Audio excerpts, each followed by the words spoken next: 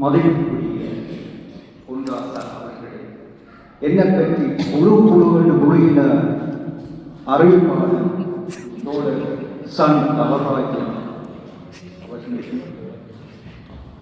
என் இனிய சபையோரே, உங்கள் அனைவருக்கும் பவிலை ஜெயாவின் இனிய மாலை வணக்கம்.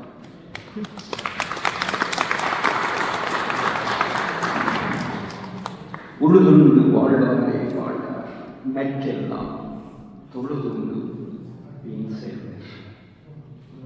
அன்பார்ந்தவர்களே, இன்று சகோதரி ரூபா பிறந்த நாள். சகோதரி, நீ மண்ணை முத்தமிட்ட தின வாழ்த்து பூக்களை உனக்கு நான் சொருகிறேன். என் மனம் மகிழ்ந்த வாழ்த்துக்கள், அது நெஞ்சிலோடு நெகிழ்ச்சி. அன்பார்ந்தவர்களே, நமது ரூபா அவர்களின் இலக்கியம், எழுத்தாற்றல், மானுட பண்பியல்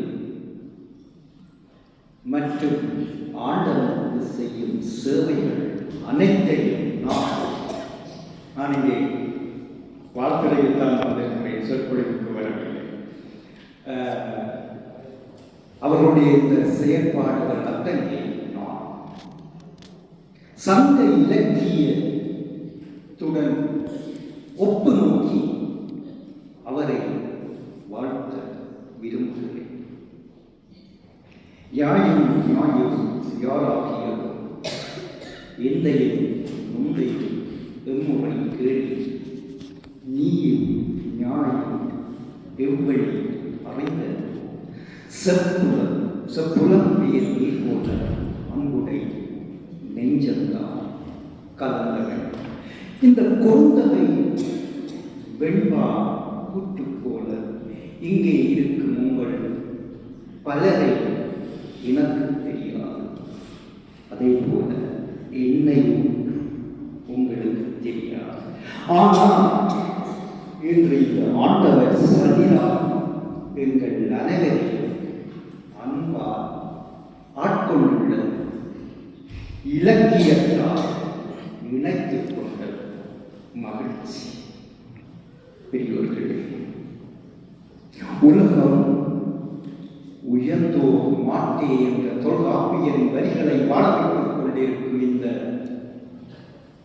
அறிஞர்கள், கல்வியாளர்கள், பெரியவர்கள் சபையிலே நான் ஒரு துரும் மடு ஆகிய நான் சகோதரி ரூபாவை வாழ்த்த வந்திருக்கிறேன். பெரியவர்களே, உங்களைப் போல நான் பலரை சந்தித்துள்ளேன், கை கொடுத்துள்ளேன், சுகம் விசாரித்து சென்றுள்ளேன், சிரித்துவிட்டு சென்றுள்ளேன், தலையாட்டியும் கடந்து சென்றுள்ளேன். ஆனால் எமது குளோரியில் மானுட பண்பியல் தொற்றிய முன்புருவல் பூத்த அன்பாக பேசக்கூடிய ஒருவர், அவர் ஒரு நிறைவுடன் என்கிறேன். பெரியோர்களே, குறைவுடன் கூத்தாடும் கொள்வன அளவிலும். எப்படி? குறைவுடன் கூத்தாடும் கொள்வன அளவிலும் நிறைவுடன் நிற்கும் நிலைத்து. அதுதான் பெரியோர்களே, சித்திரமும் கைப்பழக்கம், செந்தமிழன் நாப்பழக்கம், வைத்ததோர் கல்வியும் மனப்பழக்கம். சித்திரம் கைப்பழக்கம், செந்தமிழன் நாப்பழக்கம், வைத்ததோர் கல்வியும் மனப்பழக்கம் என்பதற்கு அமைவாக இலங்கையிலே இவர் பாதுகாவலர் என்ற பத்திரிகையிலே எடிட்டராக இருந்தார். அதைவிட இங்கே ஃபேஸ்புக் பொது ஊடகங்களிலே சிறப்பு கவிதைகள், கட்டுரைகள், முக்கியமாக இந்த ஆண்டவனை பற்றி நிறைய பதிவுகளுக்கு வருவதை நீங்கள் அறிவீர்கள். நான் எழுதுகிற 3 பேருக்கு மேல லைக் போடுறார்கள் இல்லை, ஆனால் இவருக்கு 300 பேர் லைக் போடுறார்கள். அந்த சூத்திரம் தான் எனக்கு இன்று வரை உரியவில்லை. சபையூரை அன்பார்ந்தவர்களே, கற்றதனால் வாழறிவர் நட்டார் தொழா என இது வள்ளுவன் பொதுமறை. நீங்கள் அமைந்தது, அதாவது கடந்த 23 வருடங்களுக்கு மேலாக இவர் இங்கே வாழ்ந்து பிரெஞ்சு மொழியிலே 5ஆம் 6ஆம் ஆண்டு பிள்ளைகளுக்கு மரக்கல்வியை ஊட்டி வருவதோடு இங்கே ஏற்கனவே பேசியிருப்பார்கள். அவரது மூளை நான் இங்கே சொல்லவில்லை. அந்த வகையிலே இவர் ஒரு சிறப்பு பெற்றவர். இவரை நான் வாழ்த்துகிறேன். அன்பானவர்களே, முக்கியமாக ஒவ்வொரு வருடம் நாங்கள் சுவிஸிலே புத்தக கண்காட்சியை, புத்தக திருவிழாவை செய்வோம். கடந்த 1/6/24 அன்று நாம் சூரிச்சிலே புத்தக கண்காட்சி செய்யும் போது என்னுடன் தொடர்பு கொண்டு, அம்மா வாரங்கள் புத்தக கண்காட்சிக்கு ஓமண்ணை நான் வருகிறேன் என்று சொன்னார். அதோடு அந்த புத்தக கண்காட்சியிலே என் தன்மையிலே வாழ்வுயர நீ வாசி, வாழ்வுயர நீ வாசி என்ற ஒரு கவிமன்றம் நடந்தது. அந்த கவிமன்றத்திலே மிக ஒரு அழகான கவியை எமது குளோபியா தந்ததோடு இப்ப முதல் கவி பாடினார் அல்லவா தம்பி திறன், அவர்களும் வந்து ஒரு சிறப்பான கவியை எனக்கு பாடித்தந்ததை விட இதை கவனி, நேரத்துக்கு சமூகம் கொடுத்து மேடை அதனை பெண்ணுக்கு இல்லாமல் அடுப்பதில் இருந்தம்மா தேத்தண்ணி வச்சு தந்ததில் இருந்து என்னோட பாத்திரமில்லாதை கழுவி தந்தவர் இந்த சகோதரி குளோரியா. ஒரு கையகம் அப்படிதான் அது மெஸ்ஸி கொண்டு அப்போ நான் திகைத்து நின்றேன். அப்படியான ஒரு பண்டிகை கொண்டவரா இந்த குளோரியா, அவரை நான் வாழ்த்துகிறேன். அன்பார்களே, நீரளவே ஆகுமா நீராமல் தான் கற்ற நூலளவே ஆகுமா நுண்ணறிவு. நீரளவே ஆகுமா நீராமல் தான் கற்ற நூலளவே ஆகுமா நுண்ணறிவு என்பதற்கு அமைவாக இவர் பாவலர் மணி கலைஞர்கள் என்பதை பெற்றதோடு இந்த நூலை என்று இவர் வரைந்து அறிமுகம் காண்பது சிறப்பு. அன்பார்களே, நமது இந்த சமயத்திலே தேவாரம், கடவுள் பெற்ற பாடல், தேவாரம், திருவாசகம், திருவிசைப்பா, திருப்பல்லாண்டு, படிப்பற்று என்று பல நூல்கள் உண்டு. ஆனால் உங்களுடைய பணிய ஏற்பாடு சொல்லுகிறது, வேதத்திலே 66 நூல்கள் இருப்பதாக சொல்லப்படுகிறது. அந்த 66 நூல்களிலே நான் இவர் வரைந்த திருவருள் இயேசு அந்தாதியை ஏற்கனவே நமது பிரதம பேச்சாளர் அவர்கள் இங்கே குறிப்பிட்டார்கள். அந்த குறிப்பிட்டார்கள். இந்த இவர் எழுதிய இந்த நூலை நான் 66 சேர்த்து 67 கருதுகிறேன். அந்த வகையிலே இந்த நூல் ஒரு சிறப்பு பெற்ற நூலாக நான் பார்க்கிறேன். பெரியோர்களே, இன்றைக்கு பல வருடங்களுக்கு முதல் மாயா என்பவர்தான் தமிழ் இலக்கியத்திலே நூல்களை வரைந்தார். மாயா காலத்திற்கு முதல் அவர்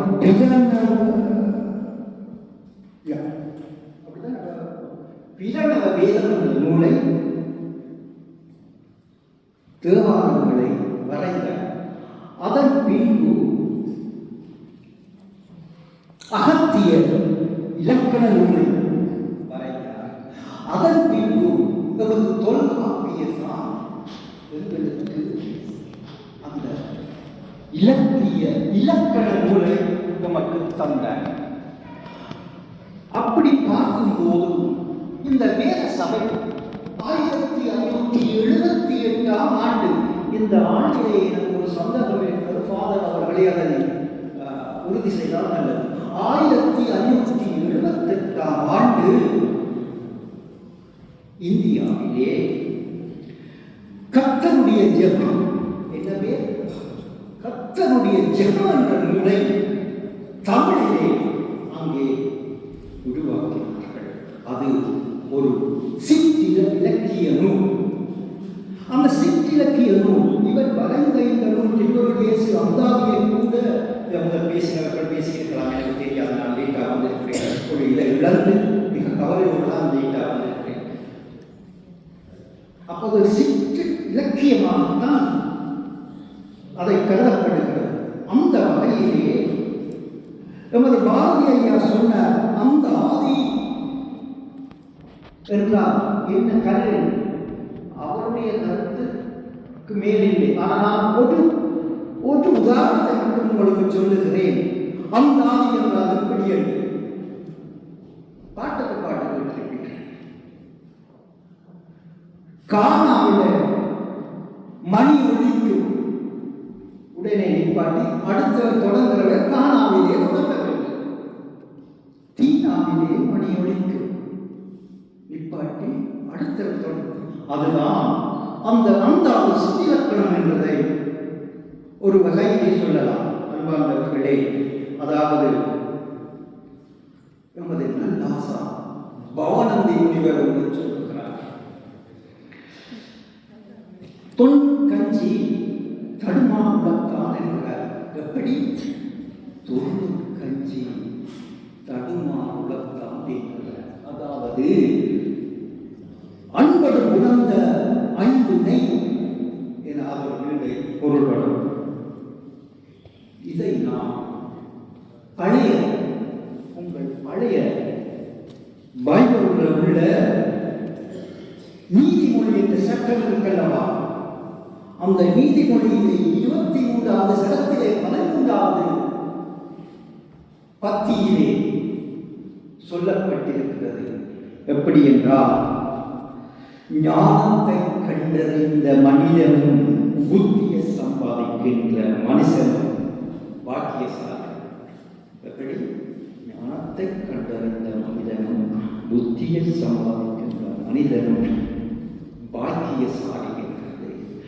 அதே போலதான் சகோதரி ரூபாவும் ஒரு இயேசுவின் அருள் பெற்ற ஒரு பாக்கியவாதியே என்பதை நான் ஆணித்தரமாக சொல்லுகிறேன். முடிக்கிறேன்.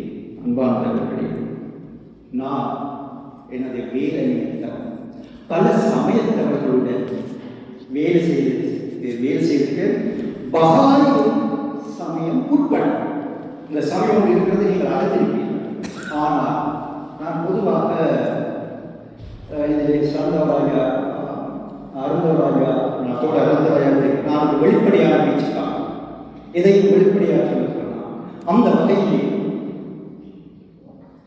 பல சமயத்தவர்களுடன் நான் பேசுகிறேன். உண்மையிலே கிறிஸ்டியன் மக்கள் பண்டிகையிலும் மக்களோடு இணைந்து செயலாற்றுவது, பேசுவது மிக சிறந்தவர்கள் கிறிஸ்டியன் மக்கள். ஒரு கல்வியிருக்கலாம்.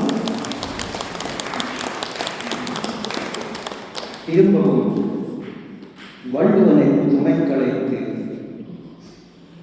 தினத்துணை அளவு நன்கு செய்யணும், பணத்துணை அளவு நன்றியாக எடுத்துக்கொண்டு இந்த சந்தர்ப்பத்தை வழங்கிய சகோதரி ரூபா அஞ்சன் அவர்களது குடும்பத்திற்கு நான் நன்றி கூறி வாழ்த்துகிறேன், வணங்குகிறேன், விடைபெறுகிறேன்.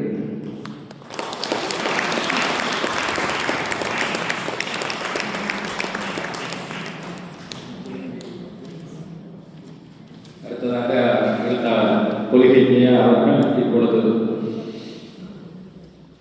இன்றைய நிகழ்வில் கதாநாயகர்கள் இங்கே பொன்னாடை பற்றி கவர வேண்டியுள்ளார்.